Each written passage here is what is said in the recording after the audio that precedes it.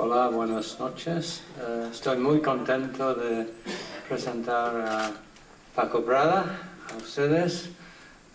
Paco es el director actual del Instituto de Astrofísica de Andalucía, que es el instituto más importante de astrofísica en la península española.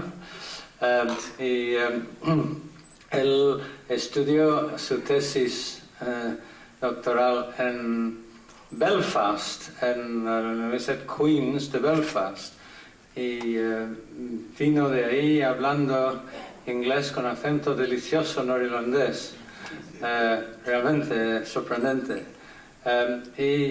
Después pasó a México, donde trabajó en el Observatorio de San Pedro Mártir durante un periodo.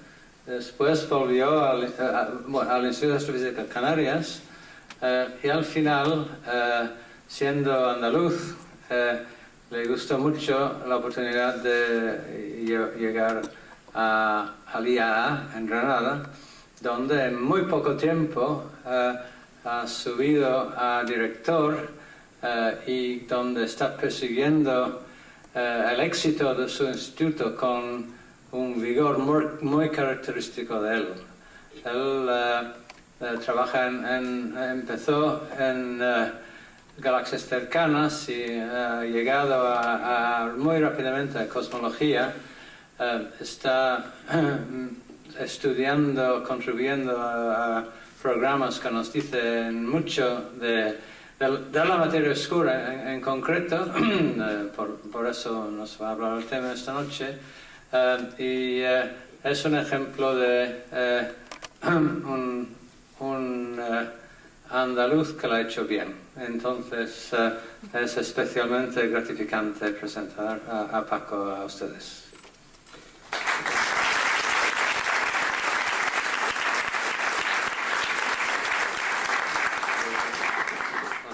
Buenas tardes, y lo primero es agradecer a los organizadores de las jornadas, a los patrocinadores. Yo creo que es una labor muy importante, y a John, que al fin y al cabo fue el responsable de que acabara en Belfast, ¿no?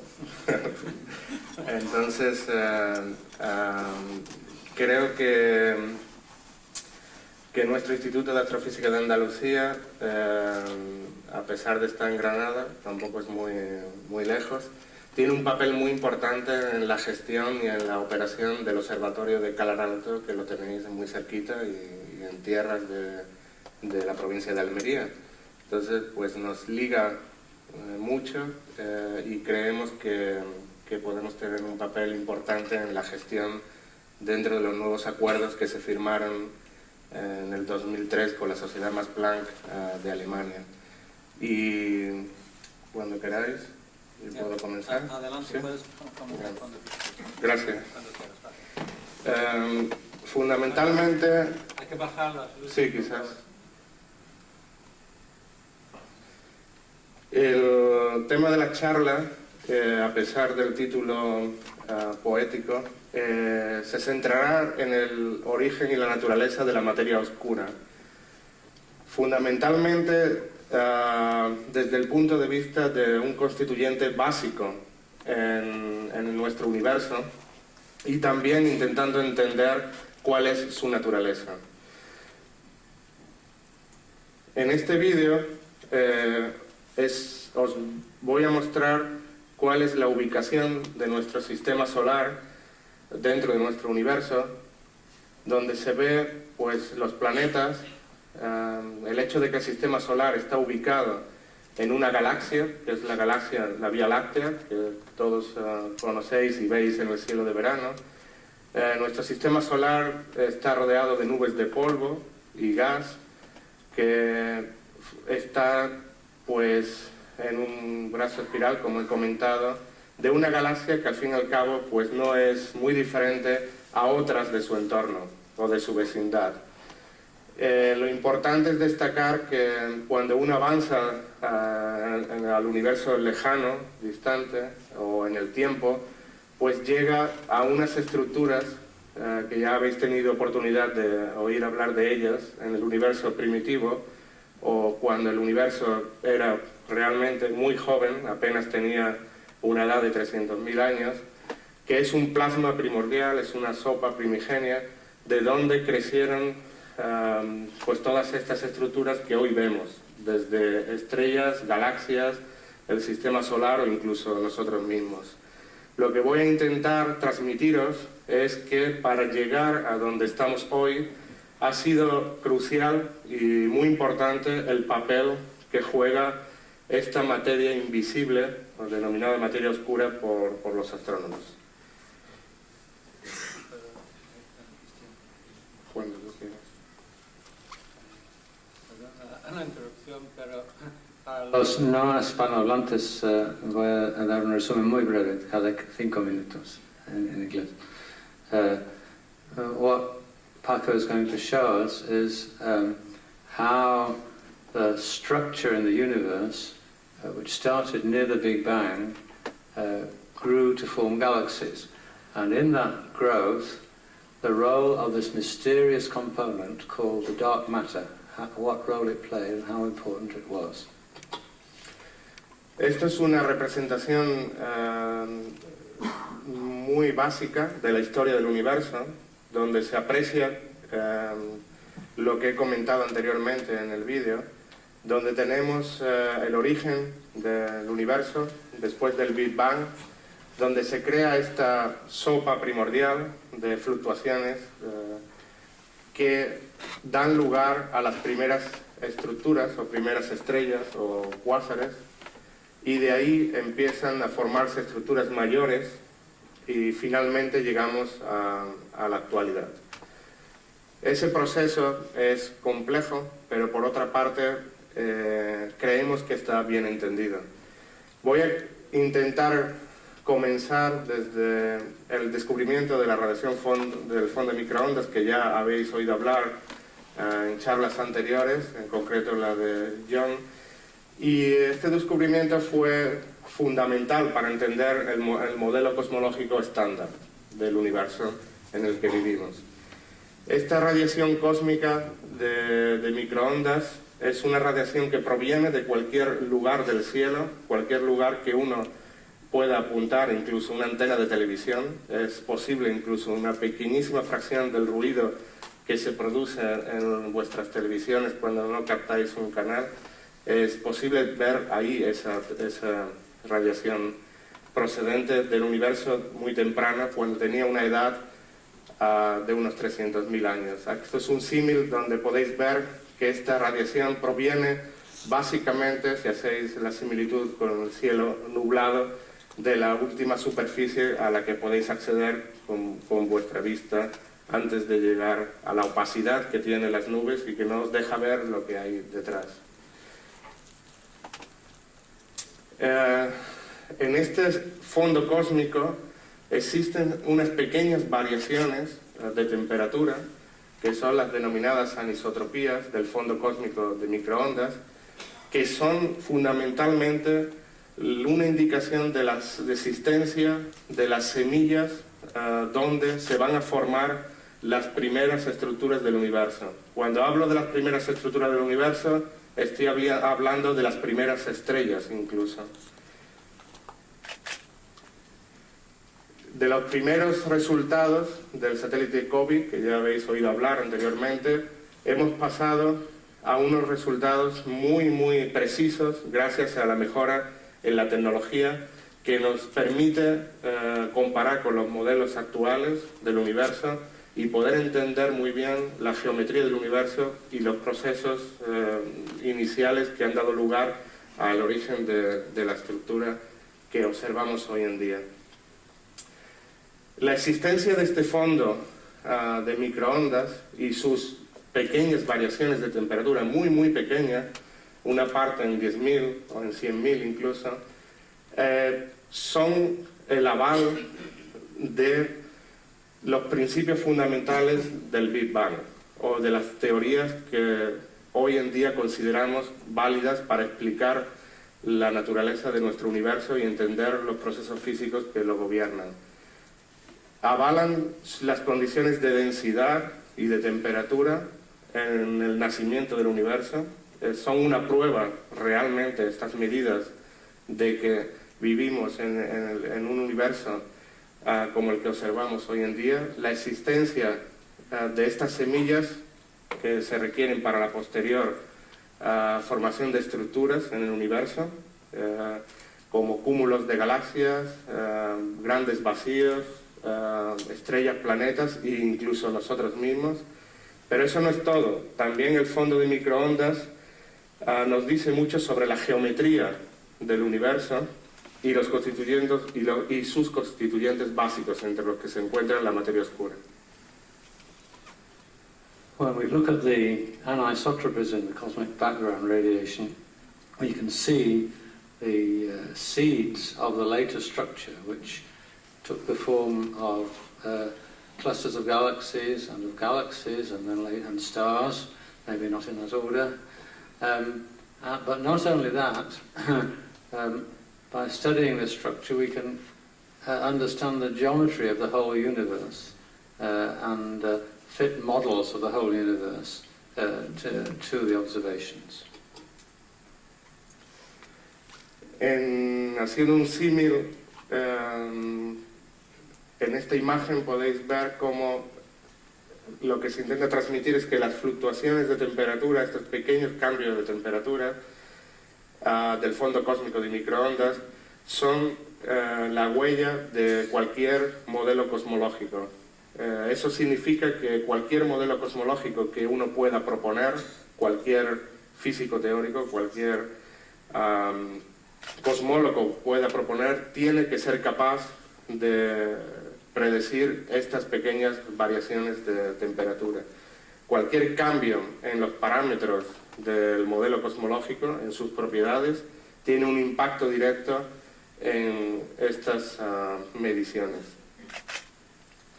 Esto dio lugar al Premio Nobel de Física del 2006 y bueno, pues aquí tenemos a John Mather, congratulations, que verdaderamente contribuyeron de forma fundamental al descubrimiento de estas anisotropías o pequeñas fluctuaciones del fondo cósmico de microondas, medidas con el satélite COBE. De nuevo, esta medida de las fluctuaciones, a la hora de ser ajustadas o ser predichas por cualquier modelo, nos da información sobre los parámetros fundamentales de nuestro universo. En concreto, nos pueden dar información sobre su geometría, sobre la densidad total de energía, sobre la cantidad de materia del universo o la cantidad incluso de materia visible o materia que no somos capaces de observar, y también la edad del universo. The kinds of information that we get can tell us, from these fluctuations in particular, can tell us about the density of the universe, the density of energy, the density of ordinary material in the universe, the density of material that we can't see, the rate of expansion of the universe, and indeed the age of the universe. These are all parameters that you can infer from the measurements.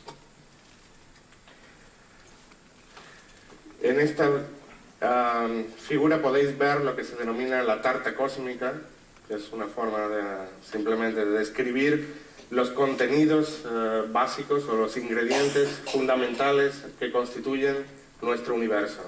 Tenéis que una gran mayoría, un 70% aproximadamente, está constituido por lo que se denomina energía oscura, de la cual hoy en día pues tenemos poco conocimiento. Hay muchos experimentos que se están planeando, grandes esfuerzos que se están haciendo para intentar averiguar su naturaleza. Y luego pues tenemos que el resto del universo está constituido por materia, de la cual una gran parte, como un 90%, es lo que se denomina la materia oscura fría, y una muy pequeña parte pues está constituida por átomos o materia ordinaria, que es aquella materia que somos capaces de de observar en el universo, de ver incluso con nuestros ojos, y en parte pues nosotros mismos somos esta pequeña fracción del contenido total de los constituyentes del universo. Mi presentación se va a basar fundamentalmente en intentar daros una idea de qué es esta materia oscura y cómo consigue ser un elemento fundamental y protagonista en la creación de todo lo que observamos en nuestro universo. No solo es posible determinar parámetros cosmológicos, no solo es posible determinar los constituyentes del universo, no solo es posible determinar su geometría usando o utilizando o observando el fondo cósmico de microondas, estas fluctuaciones de temperatura, sino también uno puede observar supernovas, objetos muy energéticos, estrellas que finalizan su vida y que observándolas en galaxias muy distantes nos pueden dar información también cosmológica sobre nuestro universo. Estoy convencido, casi seguro, que estos descubrimientos sobre el universo acelerado, que se denominan, o la energía oscura, pues van a dar lugar también a un Future Nobel Prize, y algunos de los grupos de la gente que está intentando pues usar este método también para poder averiguar en concreto la naturaleza de esta energía oscura. Estos estudios cosmológicos sobre el origen del universo han tenido un protagonismo muy importante en los medios de difusión científica. En concreto, pues aquí tenéis algunas portadas en la revista Science, es una de las más prestigiosas en ciencia. Y también no solo el hecho del origen del universo acelerado, sino el origen de la misteriosa materia oscura que nos ocupa en el día de hoy.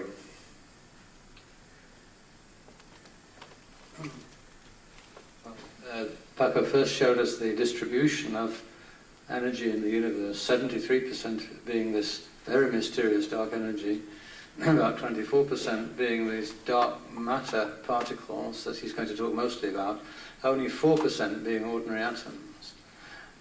The dark energy was brought out when it was discovered that the universe was accelerating, and that was done by observing distant supernovae. And that discovery, Paco believes, and I have to agree with him, is a very likely one for a future Nobel Prize, the discovery of the accelerating universe.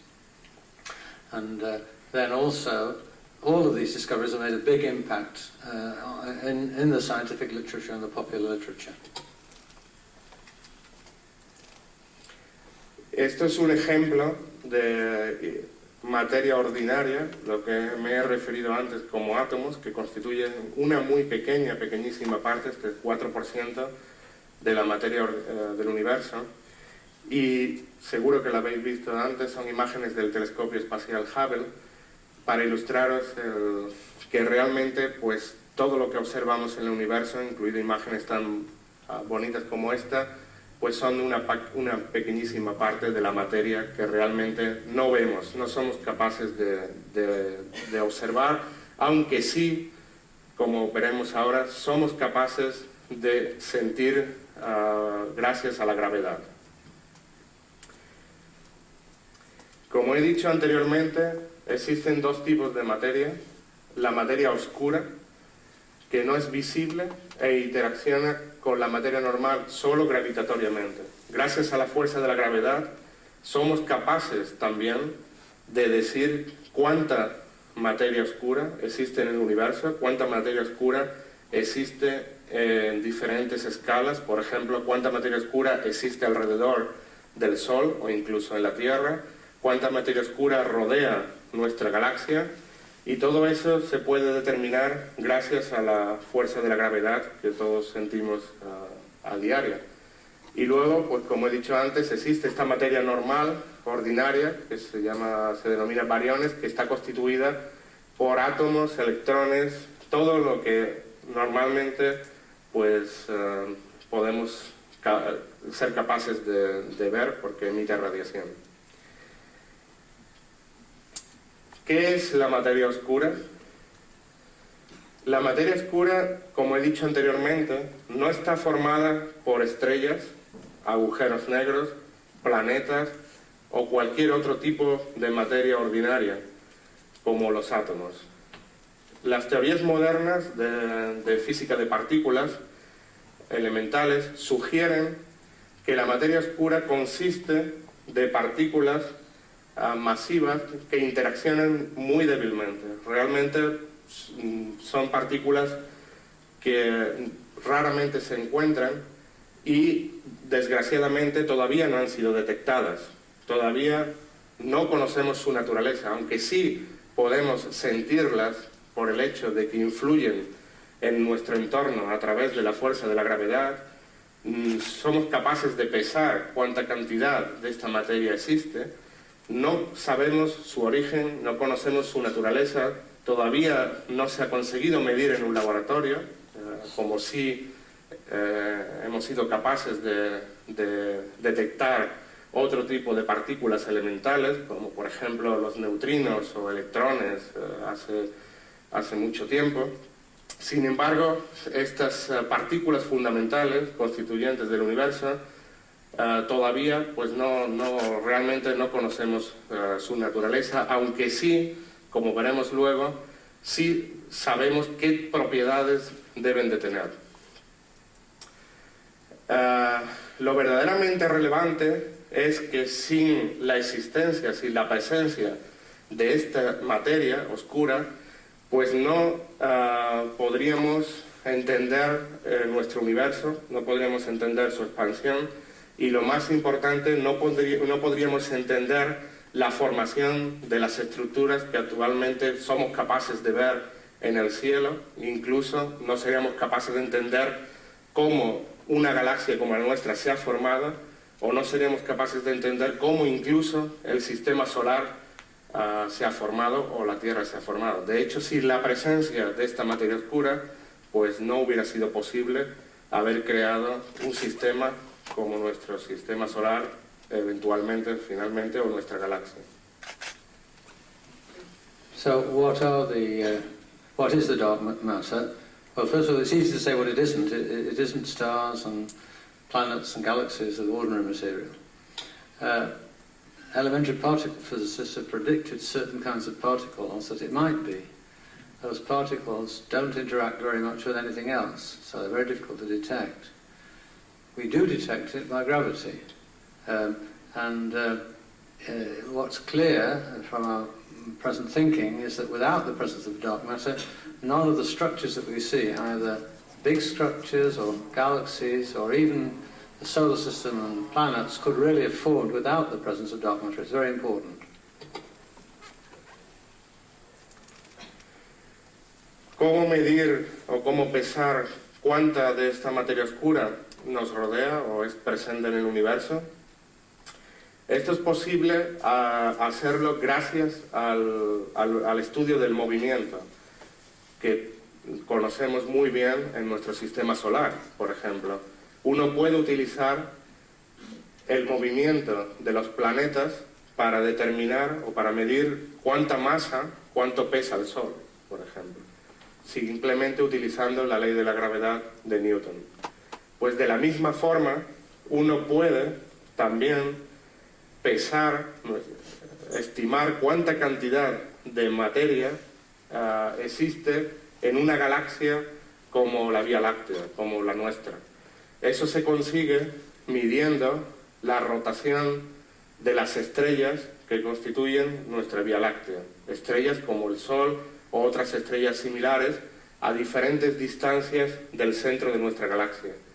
Esto nos permite medir cuánta materia existe y al final pues puede llegar uno a la conclusión de que una gran parte de esa materia no es la materia que vemos en estrellas. Si podemos contar cuánta luz existe, cuántas estrellas, y al final no es suficiente para poder explicar toda la materia que somos capaces de medir utilizando la ley de la gravedad. Esto se consigue gracias a trabajos pioneros de gente como Vera Rubin, que fue capaz de medir la rotación de estas galaxias espirales, como puede ser la Vía Láctea, nuestra propia galaxia. En esa época pues utilizaba placas fotográficas, hoy en día pues utilizamos detectores digitales como los de las cámaras digitales o teléfonos móviles, y fue capaz de determinar cómo giraban las estrellas alrededor de galaxias como Andrómeda, como nuestra vecina Andrómeda, y de ahí determinar la cantidad de materia, la masa, cuánto pesaba esta galaxia. Esto es lo que se denomina la rotación de las galaxias espirales. Quien tenga curiosidad puede incluso en esta página web jugar con los diferentes componentes de la galaxia.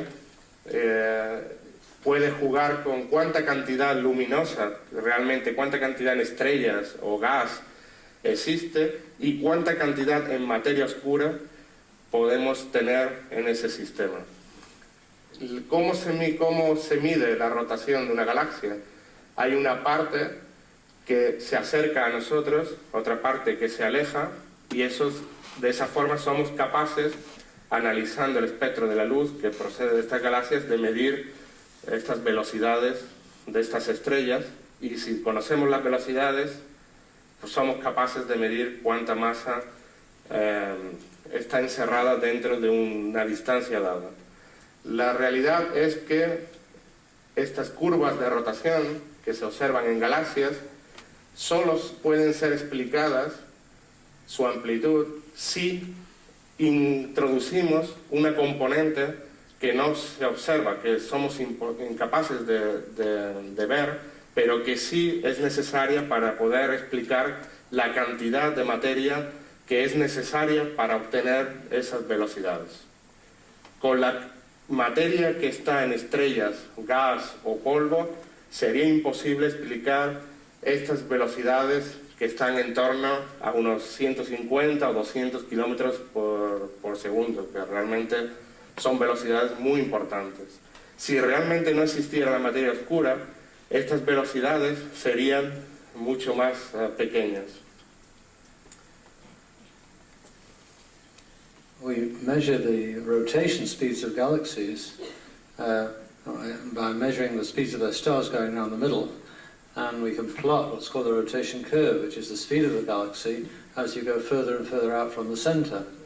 And if you try to fit that with Newton's law of gravity and the number of stars and all the other mass you can see, it doesn't fit at all. The velocity is much too high. And for that you absolutely need the dark matter to explain why it's going around so quickly.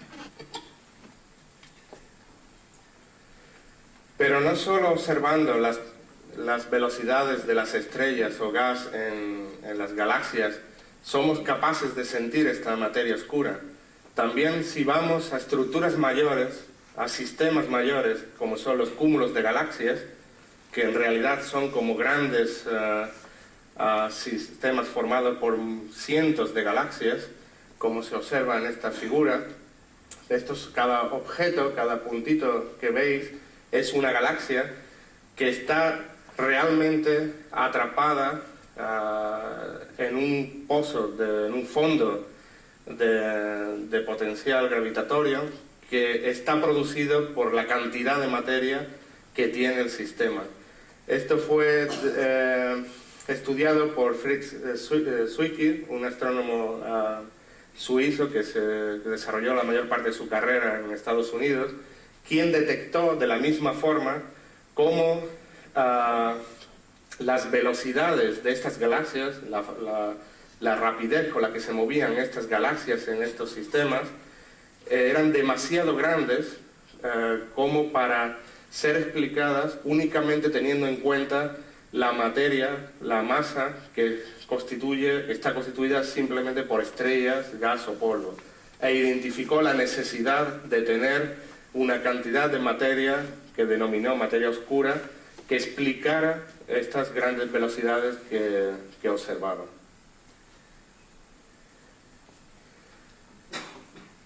Otro de los métodos que han sido utilizados por los astrónomos para también detectar o medir o pesar esta materia oscura es el uso de las lentes gravitatorias. Esto puede ser simple de entender si veis una lente gravitatoria de la misma forma que se puede ver una lente óptica que puede usarse para focalizar algún haz de luz y producir una imagen. La idea, cómo funcionan estas lentes gravitatorias en la naturaleza, es si tenemos una galaxia, como puede ser la nuestra, y un observador, en este caso es un satélite, que mira esta galaxia y pretende tomar una imagen o una foto, si detrás de esta galaxia existe un objeto, debido a la masa, a la cantidad de materia que existe alrededor de esta galaxia, la luz es deflectada debido a esta cantidad de materia y produce varias imágenes del mismo objeto. La configuración y la geometría de estas imágenes está íntimamente relacionada con la cantidad de materia que tiene la galaxia. Y cuando uno hace los cálculos puede ver claramente cómo esa cantidad de materia es muy superior a la cantidad de materia que existe en estrellas, gas o polvo. Two other ways of looking for dark matter, finding dark matter. One is using clusters of galaxies, and this was done by Fritz Zwicky actually in the 1930s, when he decided that the velocities within clusters of galaxies were much too high for the amount of matter in them that you could see, and there must be something else. He, in fact, already thought of dark matter. And then there's this technique of gravitational lenses, where you look at a very distant object behind a galaxy, and the light is bent by a lens through the gravity of the galaxy. And the amount of bending is much bigger than it ought to be if you only had ordinary matter in the galaxy. So there again, you have to have dark matter. De la misma forma que he comentado anteriormente, estas lentes gravitatorias se manifiestan no solo en forma de imágenes múltiples de los objetos que están detrás del objeto de estudio. En este caso, la observación se realiza de un cúmulo de galaxias, como he dicho antes, y el hecho de tener galaxias detrás pues hace que podamos observar pues estos arcos gravitacionales, estas estructuras curvadas que son la imagen distorsionada de galaxias en el fondo debido a la distribución, a la cantidad de materia del propio sistema, del propio cúmulo. La geometría, todas las posiciones de estos arcos, las formas de estos arcos, dan información de la cantidad de materia oscura que podemos observar en estos sistemas tan complejos, tan diversos de nuestro universo. Esta es una imagen de un trabajo muy reciente donde podéis ver cómo se distribuyen estas materias, realmente cómo la materia ordinaria se distribuye respecto a la materia oscura. Podéis observar en rojo la materia ordinaria, aquella que somos capaces de observar, de ver con satélites en este caso, y en azul podéis ver, obviamente es color falso porque no se puede ver esta materia oscura, pero sí se muestra dónde está presente esta materia oscura, y es un caso muy interesante porque la distribución donde está cada materia pues es en lugares diferentes, pero realmente somos capaces con la tecnología actual de poder determinar en qué lugares del universo se encuentra esta materia oscura y poder decir cuánta cantidad o cuánto pesa Eso es muy importante. Lo que sí sigue siendo un misterio todavía es realmente su naturaleza, porque no somos capaces de adivinar o de medir o detectar en un laboratorio su origen. Two other ways of looking at dark matter. The first one was a set of curved images of galaxies. They are galaxies much further behind the other galaxies, a long way back, and their images are distorted by gravity. And you can calculate the amount of matter, and again, it's much more than you think when you are just looking. And then this is two colliding clusters of galaxies where the matter, ordinary matter in the galaxies, stops because of friction, matter, but the dark matter goes on, doesn't get stopped. And the dark matter, you can see where it is because of its gravitational effects, and they managed to find where the matter is and where the dark matter is, and it agrees with where it should be. En este caso, incluso las observaciones astronómicas de lentes gravitatorias en grandes regiones del cielo son capaces de determinar la distribución en 3 dimensiones de esta materia oscura. Esto es una reconstrucción en el cielo de cómo esta materia oscura está presente. Y somos capaces de conocer su distribución, su geometría, su forma, incluso cuánta cantidad existe, como ya antes he mencionado. Lo más relevante es saber si esas fluctuaciones de temperatura que antes había mencionado, esas pequeñas variaciones de temperatura en la radiación del fondo de microondas, es suficiente para producir las estructuras que observamos en el universo. En esta película se puede observar cómo, en teoría, según nuestro conocimiento, uno puede simular o intentar entender cómo a partir de estas semillas primordiales podemos llegar a las estructuras que conocemos, que vemos en el cielo, incluso a nuestro sistema solar.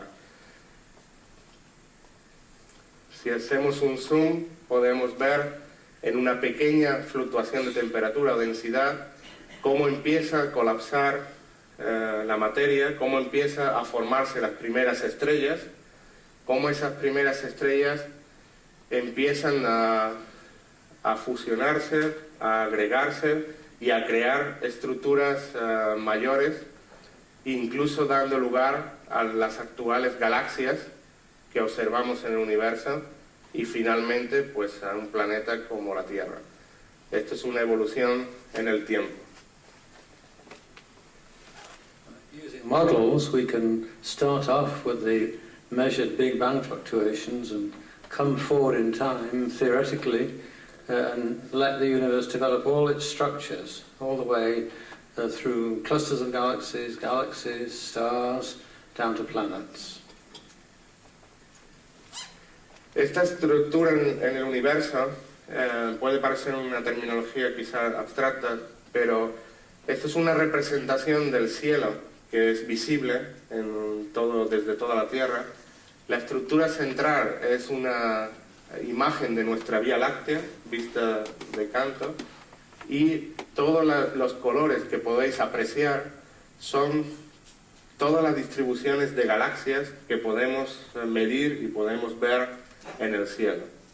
Los colores representan distancias diferentes, unas galaxias son más cercanas, otras son más lejanas, y en esta película podéis ver cómo son estas estructuras en el cielo, incluso algunas las podéis reconocer.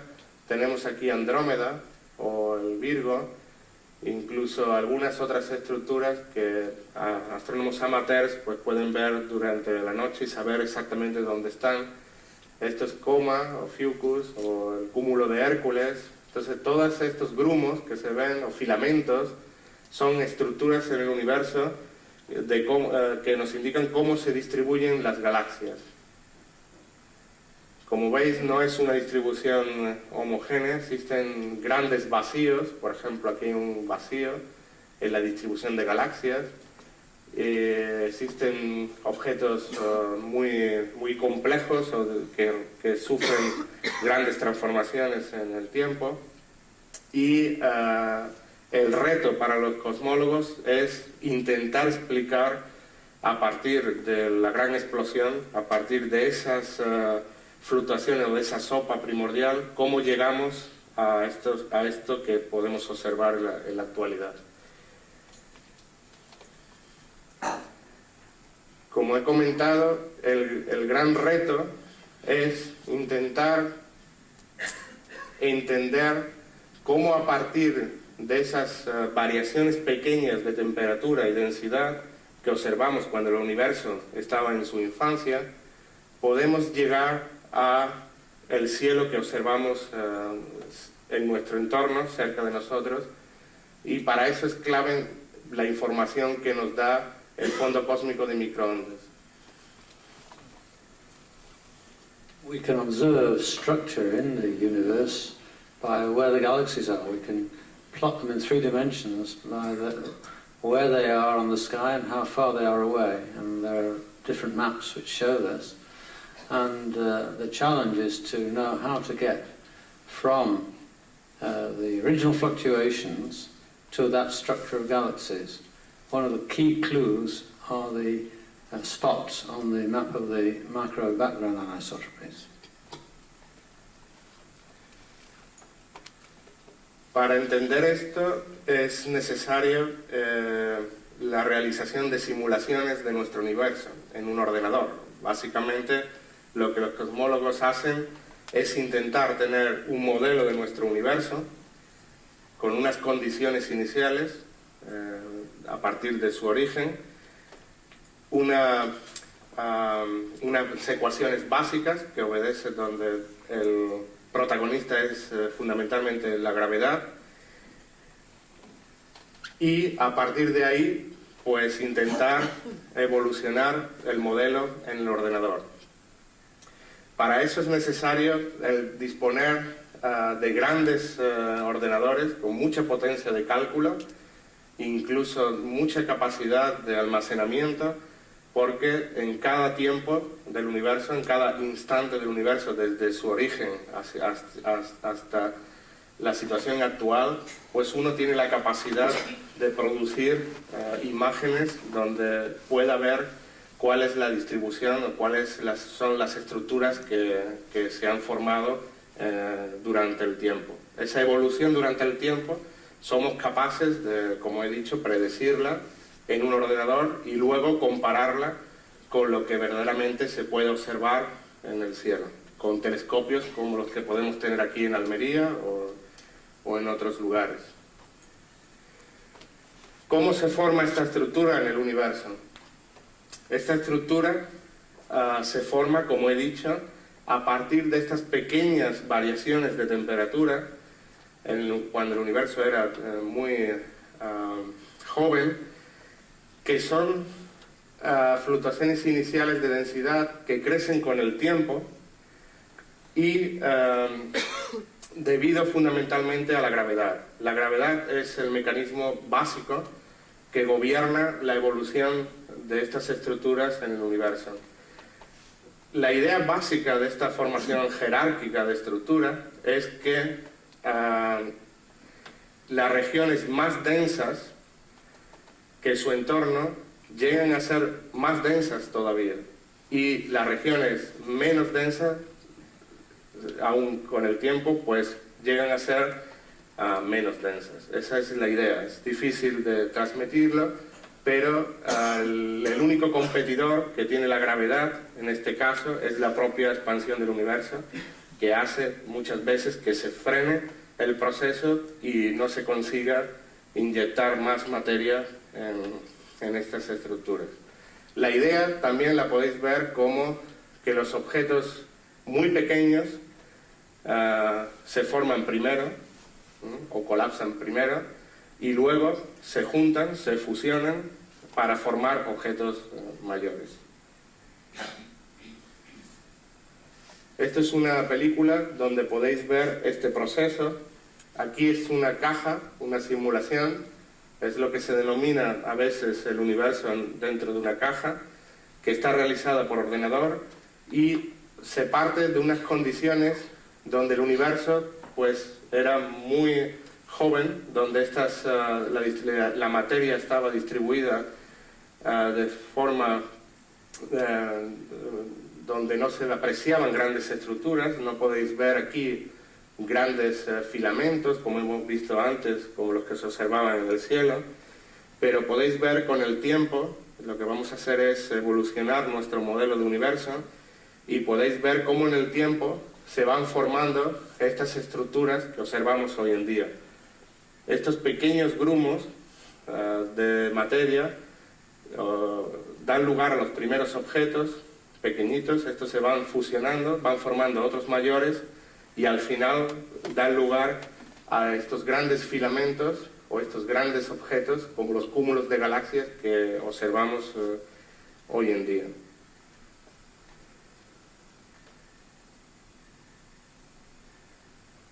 Estas simulaciones en el ordenador pueden tardar incluso meses de cálculo y requieren pues de una tecnología en informática pues verdaderamente novedosa, y en muchos casos pues demanda incluso que se haga investigación para poder tener ordenadores más potentes y más rápidos.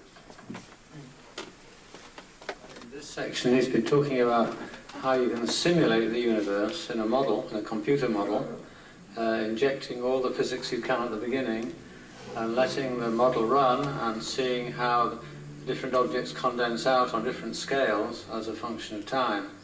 And you can see one of them, I think it's fairly straightforward, but you need the biggest computers and the most powerful computers, the biggest storage space presently available to do this sort of work properly.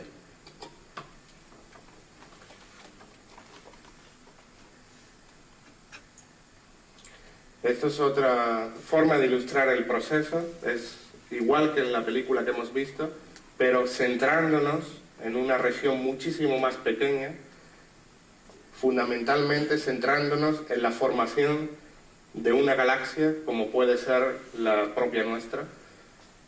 Este es el momento actual, presente, donde estamos hoy, y esto es desde el inicio, donde podéis ver lo diferente que era el objeto en su infancia y cómo llega a ser el objeto actual gracias a todas estas fusiones y aglomeraciones de objetos pequeñitos que dan lugar a objetos más grandes cada vez, hasta finalmente formando un objeto pues, con una identidad propia como puede ser nuestra galaxia.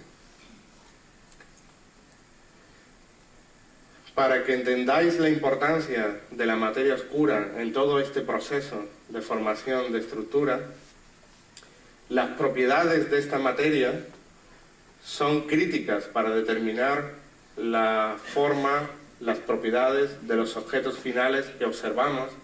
Y aquí podéis ver una simulación en el ordenador, como en 3 casos donde la materia oscura tiene propiedades diferentes, dan lugar a objetos diferentes con complejidades diferentes. Realmente uno puede entender así que dependiendo de las propiedades que tenga esta materia oscura podremos llegar a una solución o a otra, y podremos llegar a entender si los objetos que conocemos en nuestro universo actualmente pues han sido generados por esta materia oscura con unas propiedades u otras. Finalmente, ya para terminar, solo quiero comentaros que hay un esfuerzo enorme en la comunidad científica por determinar la naturaleza de esta materia oscura. Como ya hemos visto, es posible medir sus propiedades en cuanto a la cantidad que existe vía la fuerza de la gravedad, pero su naturaleza sigue siendo un verdadero misterio. Sin embargo, existen técnicas tanto en laboratorio, por ejemplo, o técnicas como estas que os muestro, donde utilizando una nueva generación de telescopios que observan la radiación gamma proveniente de esta materia oscura, la física de partícula predice que esta materia oscura puede llegar a aniquilarse si se encuentra una otra y dar lugar a radiación gamma dentro de modelos muy complicados de física de partícula, y pueden ser eventualmente detectadas por estos telescopios Cherenkov de nueva generación que existen en observatorios como por ejemplo en La Palma, o incluso aquí en el observatorio de Calar Alto, pues también estamos haciendo un experimento de este tipo. Existe la esperanza que estos telescopios pudieran detectar esta radiación proveniente de la destrucción de esta materia oscura cuando está localizada en regiones muy densas, y gracias a eso puede dar lugar a que se encuentren y dejen de existir, dando lugar a esta radiación. Y finalmente hay esfuerzos también muy grandes en la comunidad de física de partículas, como es este gran instrumento acelerador en el CERN, que tiene una cantidad de instrumentos donde pueda ser viable la detectabilidad de esta misteriosa materia oscura. Y os dejo con el título de la charla. Gracias.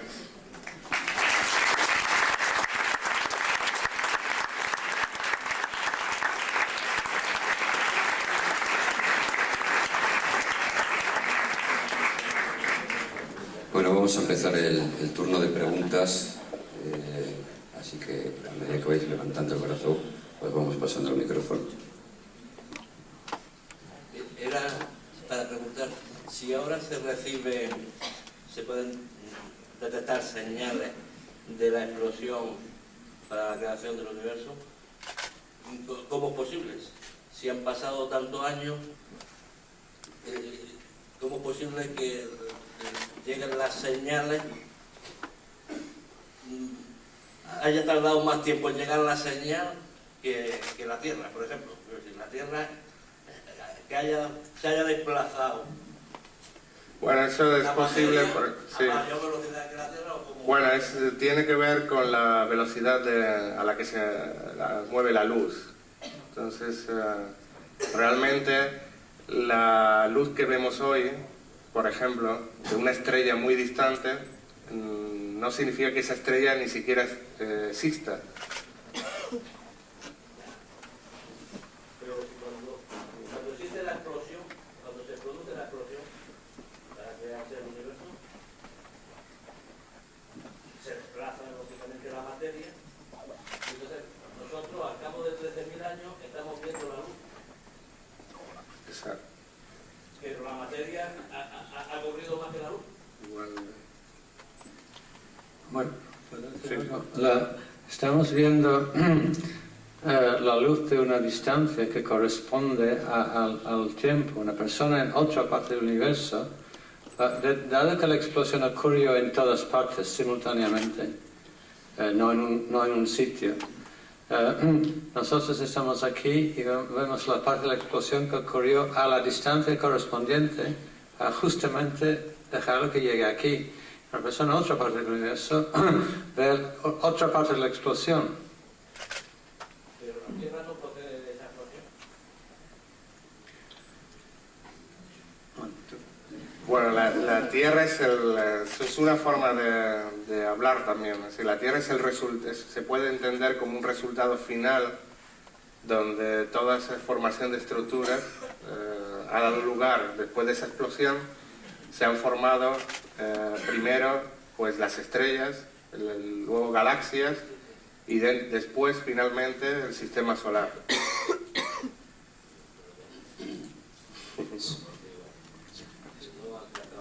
¿Sí? Bueno, quisiera hacer dos preguntas. La primera es que si en nuestra galaxia esta materia oscura se encuentra medianamente o bien localizada, ¿no? ¿En qué puntos? Y segunda pregunta sería que si puede tener también algo que ver la energía oscura en este proceso dinámico de estructuración, ¿no? de la materia. Sí. Gracias. En cuanto a la primera pregunta, la respuesta es que sí se conoce de forma precisa dónde está esta materia oscura en nuestra galaxia. Para ponerlo como ejemplo, pues la galaxia que realmente se observa, donde están las estrellas, está rodeada por un halo enorme de materia oscura que tiene un tamaño como unas 50 veces el tamaño de la galaxia que somos capaces de ver. Y sí se conoce con precisión cuánta cantidad de materia oscura, por ejemplo, puede existir en esta habitación o puede existir en el entorno del Sol. En cuanto a la segunda pregunta, es una muy buena pregunta porque realmente esta energía oscura, que no conocemos su naturaleza, sí sabemos que tiene un impacto directo en el proceso de formación de estructuras también. Y eso se tiene en cuenta en estos modelos cosmológicos, por ejemplo.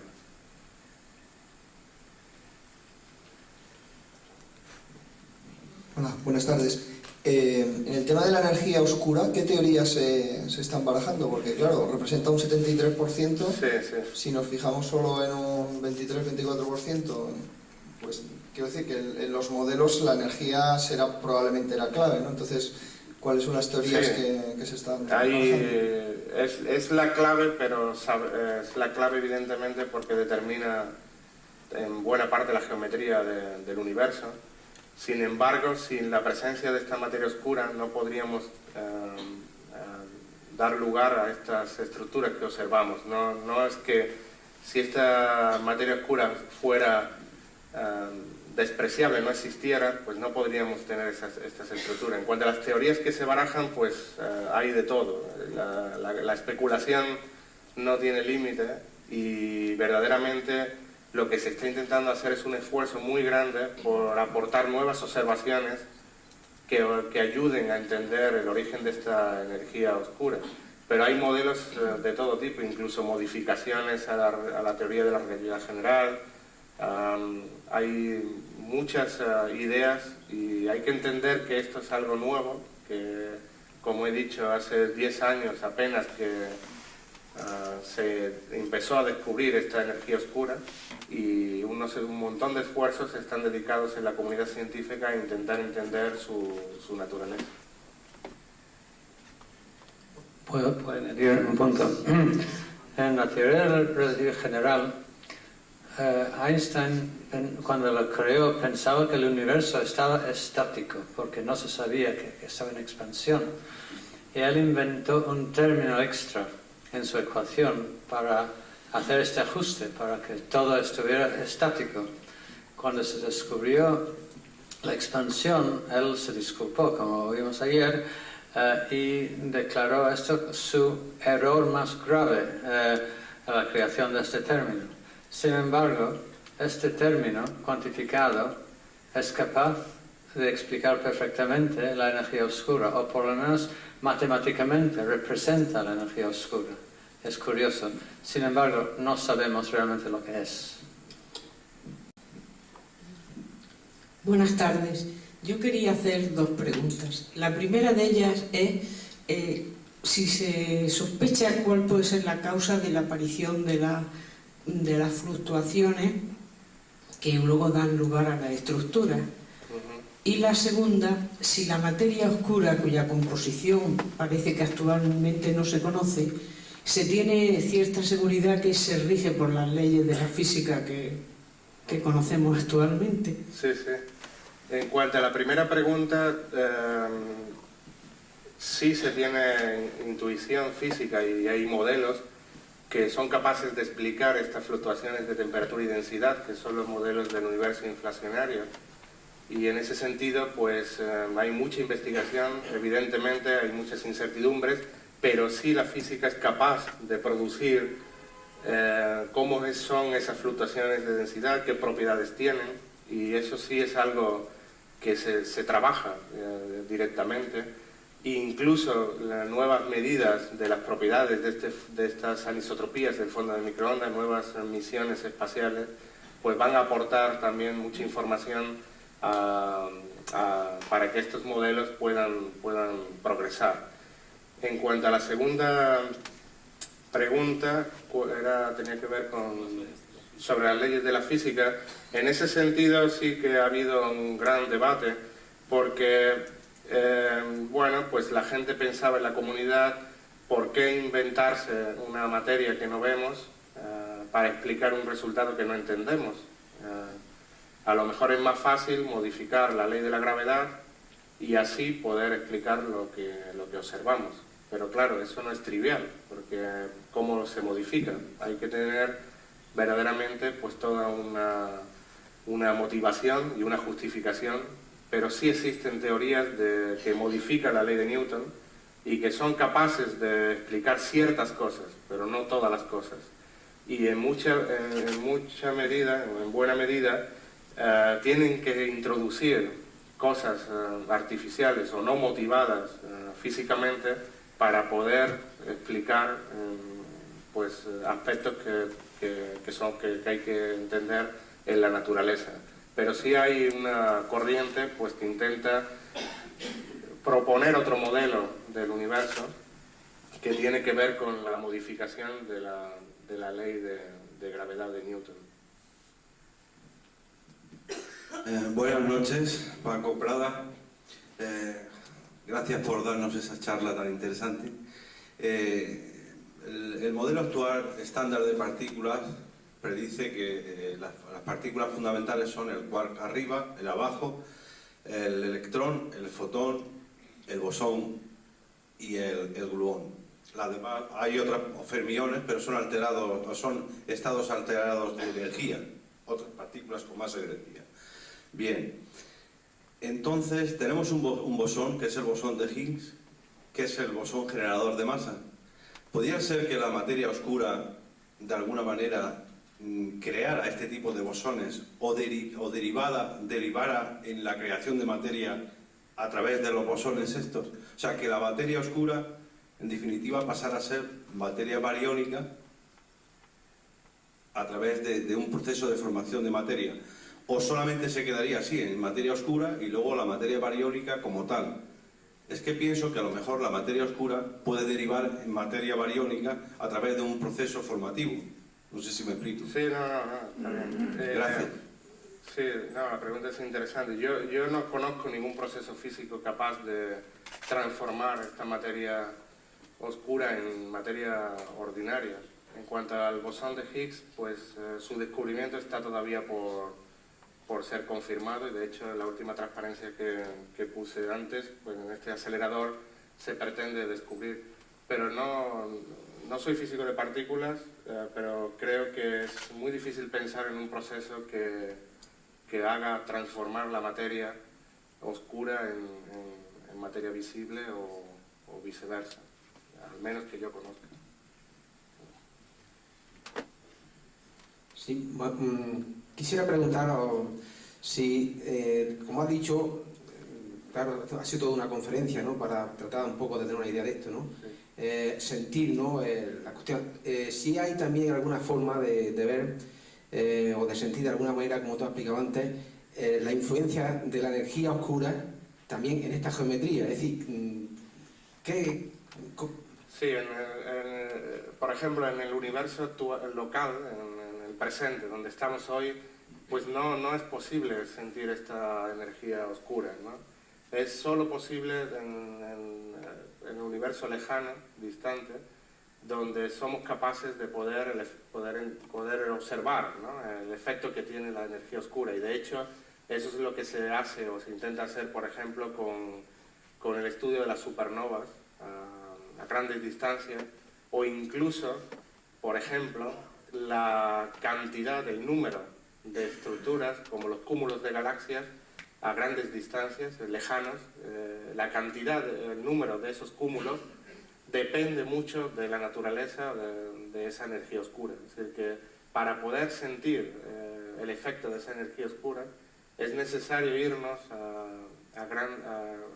momentos donde el universo pues estaba en otras etapas. En nuestro entorno es muy difícil, o al menos no se me ocurre, poder hacer un experimento que nos permita detectar, ¿no?, o medir la presencia de la energía oscura. añadir un poco. Según los modelos más utilizados hoy, el universo ahora está en aceleración, pero no siempre estaba en aceleración, estaba en desaceleración, quizás crisis, no sé, después pasó una etapa de movimiento plano, sin aceleración ni desaceleración, y después empezó a acelerarse. Y todo el esfuerzo es sobre la distribución de las galaxias, se dirige a examinar con cuidado todas estas etapas para construir todo el historial del tema. Buenas noches. En principio, Dios creó el mundo. ¿Usted es creyente? Bueno, esa es una pregunta que es personal. No insisto en la pregunta. Por casualidad nos han contado usted, entre esas masas inmensas, algo de la presencia de Dios. Yo creo que puede estar la presencia de Dios, depende obviamente de si uno es creyente o no. Lo que yo he contado no es incompatible o deja de ser compatible con la presencia de Dios. Vale, eso es todo lo que quería sugerirle, preguntarle. Muchas gracias. A usted.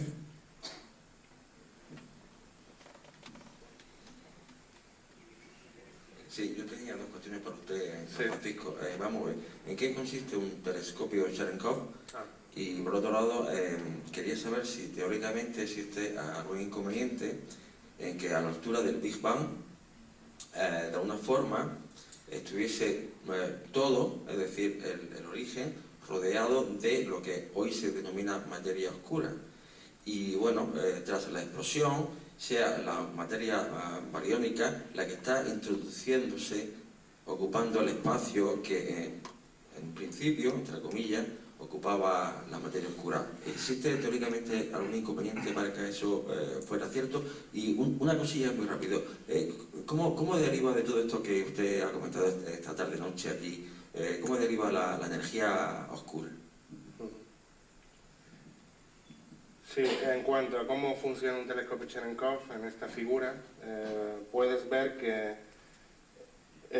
Cherenkov era un físico ruso que observó cómo cuando un rayo de luz muy energético, que es la radiación gamma, penetra en la atmósfera terrestre, se produce toda una cascada de partículas en la atmósfera, de interacciones entre las partículas de la atmósfera, que producen un espectro de luz visible.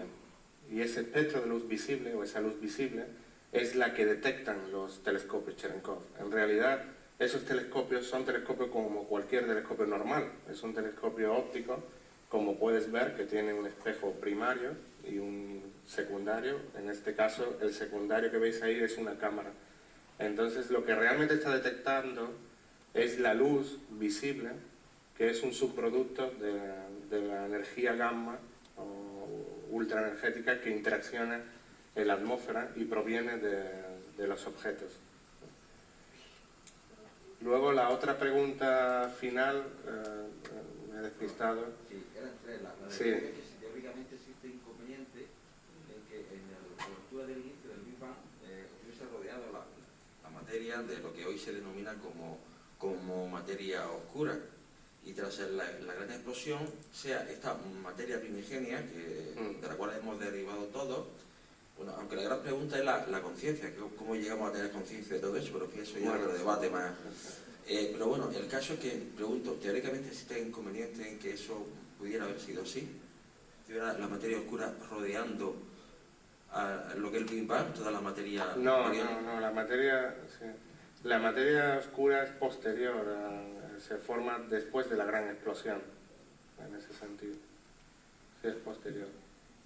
Y cuando se forma esa materia oscura, cuando empieza a fusionarse y a crear estos grumos primordiales, gracias a su cantidad, a su masa, atrae y genera, sirve de pozo para donde se depositen esa materia ordinaria o bariónica. Ese es el proceso que da lugar a las primeras estrellas, por ejemplo.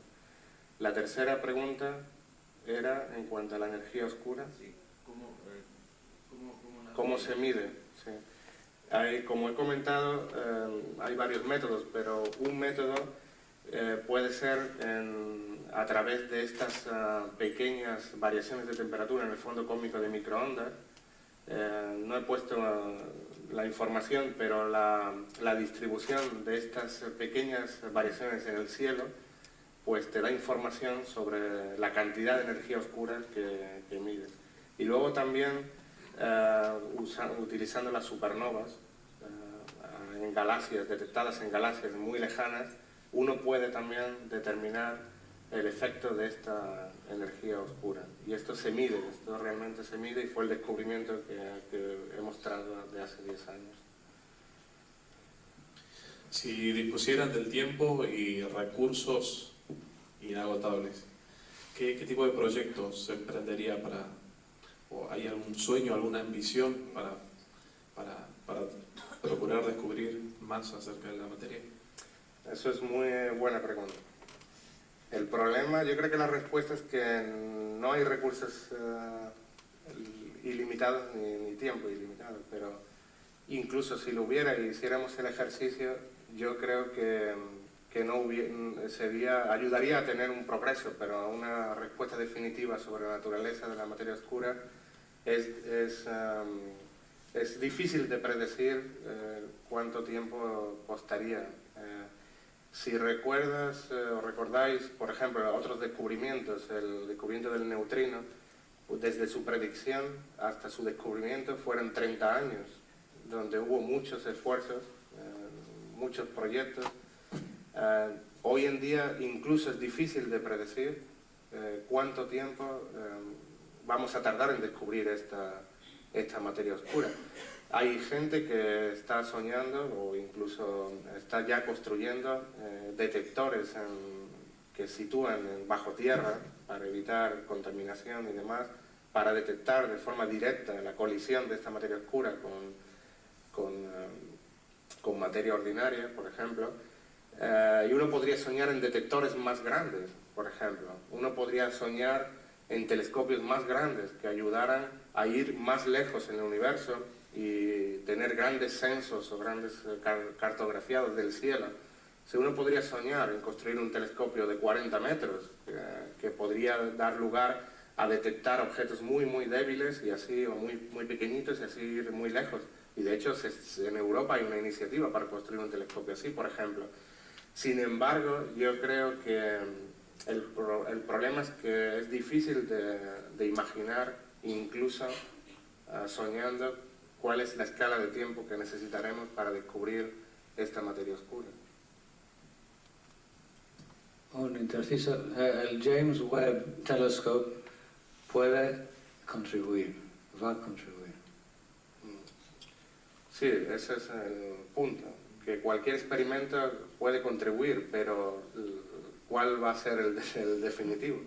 Eso yo creo que nadie es capaz de ni siquiera imaginárselo. Sabemos que este experimento en el CERN, este gran acelerador de partículas, pues va a contribuir a conocer más sobre la naturaleza de la materia oscura, porque va a ser capaz de probar teorías de los físicos de partículas, teorías de supersimetría que predicen partículas que podrían ser estas partículas de materia oscura, pero no sabemos si esto es la prueba definitiva. Hola, buenas noches.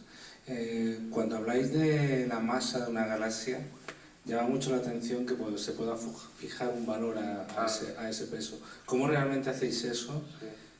Bueno, evidentemente no podéis comprobar si eso es cierto o no es cierto, y en último caso, el papel que pueden jugar los agujeros negros en esto, ¿se considera la masa de los agujeros negros? Sí. ¿Y cómo la consideráis en tal caso? Sí, realmente lo que has comentado se puede medir con mucha precisión.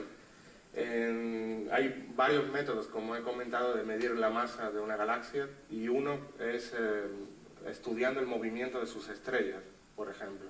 Igual que puedes medir la masa del Sol observando el movimiento de sus planetas, lo mismo puede hacer con una galaxia.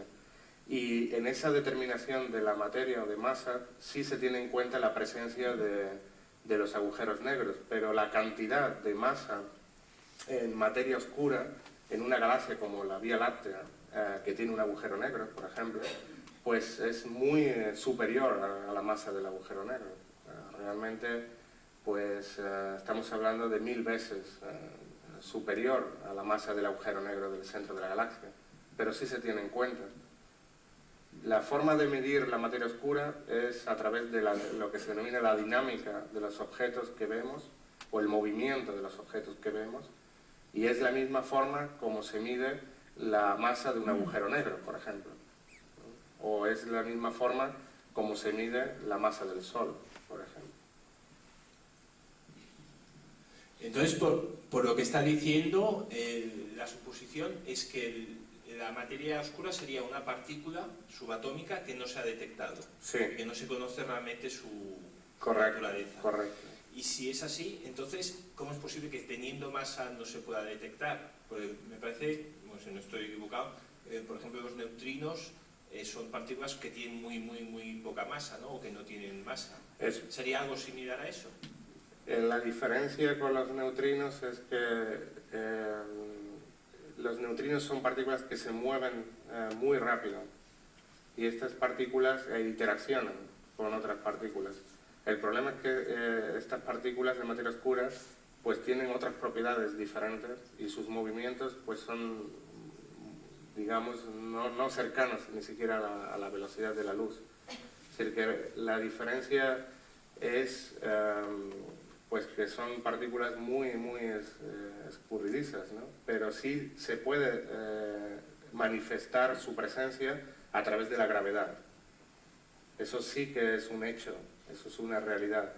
Pero sin embargo, en el caso de los neutrinos, por ejemplo, podemos detectar neutrinos, porque sabemos que proceden, por ejemplo, del Sol, en este caso. Neutrinos astrofísicos. Uno también puede detectar neutrinos en laboratorio también.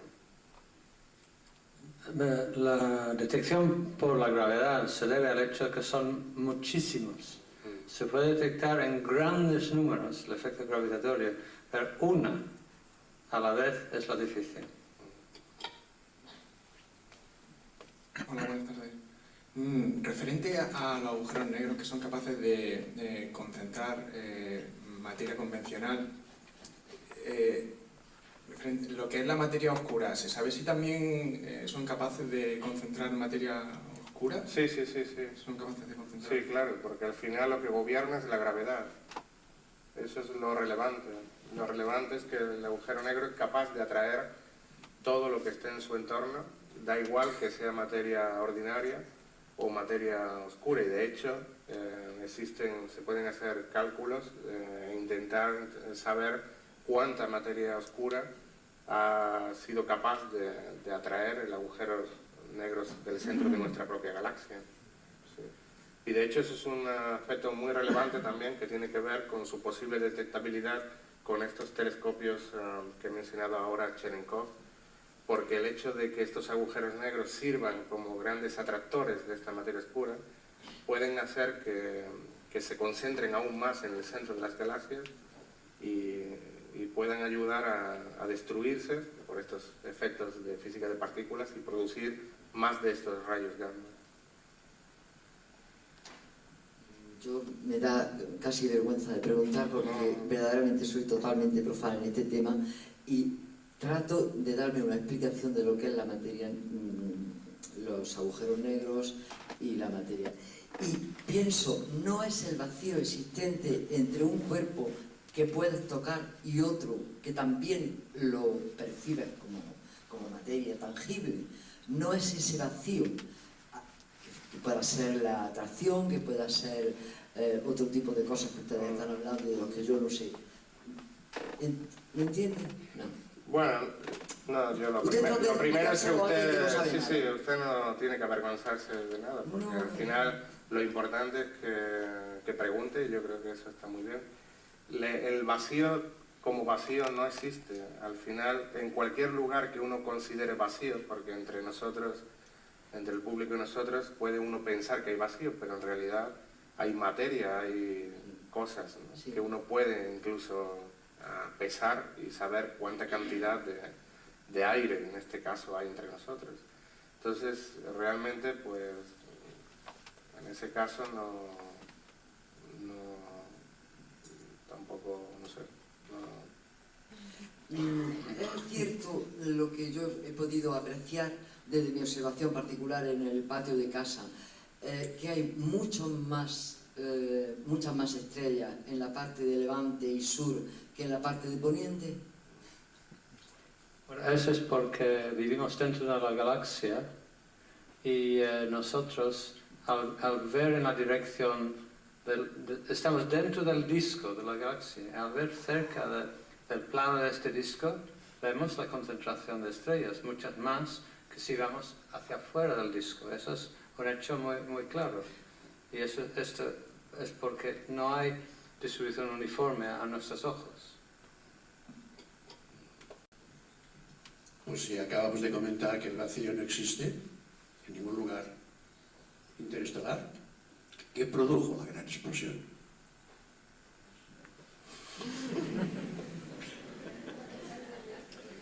Bueno, ya está la respuesta.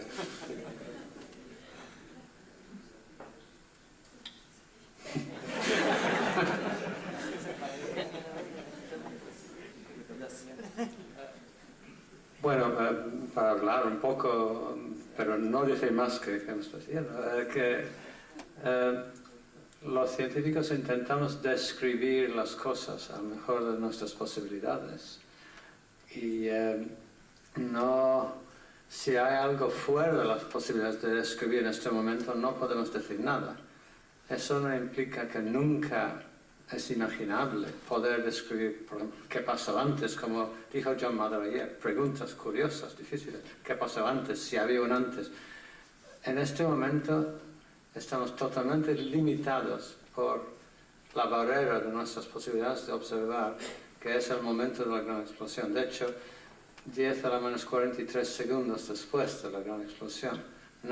Nuestras teorías dicen que no será factible ver más, pero eso está por ver. Pero entonces, el científico no especula. Siendo científico, siendo persona, puede especular lo que quiera.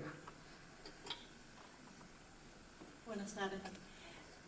Si lo he entendido bien, la materia oscura interactúa por la gravedad con la materia que vemos. Sí. Entonces yo quisiera saber si se podría quizás observar colisiones de galaxias, por ejemplo, con formaciones de materia oscura densos, porque en principio eso sería algo cercano de pensar, ¿no? Sí, eso se puede observar no sé si podemos ponerlo, ¿no? La fusión de galaxias, no me acuerdo qué transparencia era. ¿Cuál era? Sí. En este caso, por ejemplo, estos son medidas reales, observaciones reales, donde puedes ver cómo dos objetos muy masivos, dos cúmulos de galaxias, están colisionando y están fusionándose, y puedes ver cómo la materia oscura, en este caso, está dibujada en azul, no porque se vea, simplemente es dónde está, cómo está distribuida de forma diferente a la materia ordinaria, que en este caso se representa en rojo. Es un ejemplo que está en la naturaleza y que podemos... Esto es un descubrimiento muy reciente.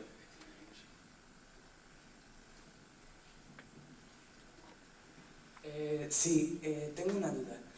Vamos a ver, la materia, se ha hablado antes de que poco a poco, a lo largo del tiempo, se ha ido colapsando y se ha ido juntando. Eso podría provocar, al fin y al cabo, que dentro de otros años se volviera a juntar en una pelota y volviera a explotar.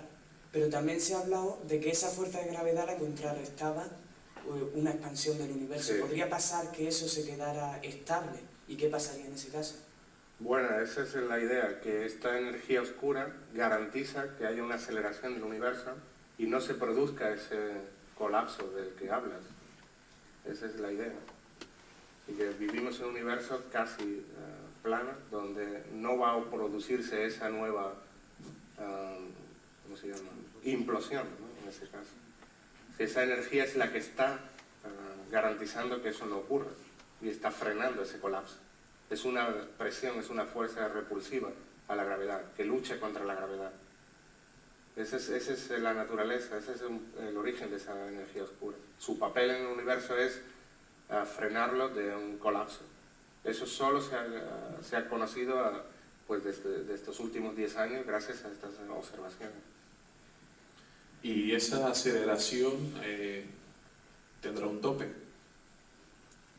Un tope en el sentido de... la aceleración, la expansión. El universo se está expandiendo. Sí, se está expandiendo. Y se está acelerando a la vez que se expande. Sí, se está expande y el tope deberá ser la velocidad de la luz. Bueno, sí. El tope tendría no que existe acontecer tope. Al llegar a un límite tendría que acontecer algo diferente. No sé. Se forman nuevas estructuras y el universo va evolucionando, como he mostrado. Uno incluso puede, para hacer un símil, de hecho eso en el ordenador, esos modelos que hemos mostrado, uno incluso puede predecir cómo va a ser el universo en el futuro. Y entonces uno puede ver que esas estructuras se siguen creando, se siguen fusionando para formar cada vez objetos más estables y más masivos.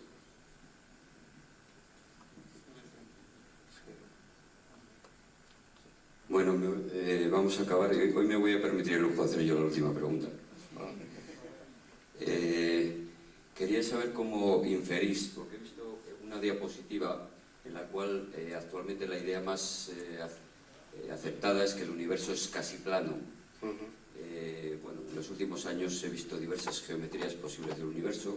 Los científicos creían que ha ido teniendo diversos tipos de geometrías y tengo yo un poco de cacao con eso de la geometría. ¿Y cómo se infiere o cómo habéis inferido o cómo el mundo científico ahora lo que cree es que es prácticamente plano?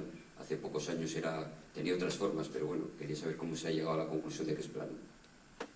Sí, quizás John pueda explicar mejor eso. Bueno, para ser plano, eso implica que la densidad total de energía es lo que hace falta para que un rayo de luz siga una trayectoria euclidiana. Si tú sumas la energía oscura, la materia oscura y los átomos normales, materia bariónica,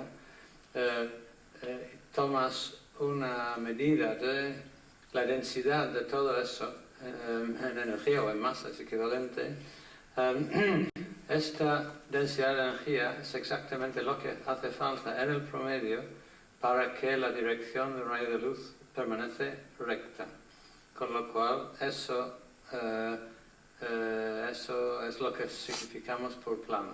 Y eso es cómo determinamos que es plano. Muy bien, pues nada, dar las gracias a Francisco Prada por su presencia aquí hoy.